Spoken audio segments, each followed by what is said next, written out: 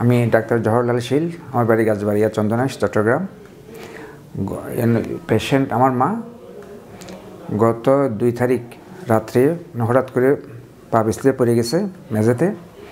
পরে মাথায় আঘাত পাইছে। আঘাত পাওয়ার পরে 2 ঘন্টা পরে অজ্ঞান হয়ে গেছিলো। এরপরে আমরা ওনার সিটি স্ক্যান করাইছি। সিটি স্ক্যান করার পরে দেখতেছি যে ওনার মাথার মধ্যে রক্ত জমাট বাঁধছে। তখন আমরা প্রখ্যাত neurosurgeon doctor professor Aminur Rahman Azad স্যারের সাথে যোগাযোগ করেছি। তখন ডাক্তার আজাদ স্যার আমাদেরকে আবার কেয়ার ক্লিনিকে ভর্তি হতে বলছে। এখানে এনে আমরা মাকে অপারেশন করেছি। আজকে 3rd পিরিয়ডে, মানে 4th দিন আজকে। স্যার আমার স্যার খুবই কেয়ারিং, খুবই বন্ধুবৎসল। উনি একদম নিজের মায়ের মতো করে আমার চিকিৎসা করেছে এবং দেখাশোনা করেছে। ওনার হাতের যশ খুব ভালো, ওনার চিকিৎসা পদ্ধতি খুব ভালো, সার্জন হিসাবে খুবই ভালো। উনি এখন সুস্থ, কথা বলতে পারতেছে, সব খেতে পারতেছে। এখন ওনাকে নিয়ে আমরা বাসায় চলে যাচ্ছি।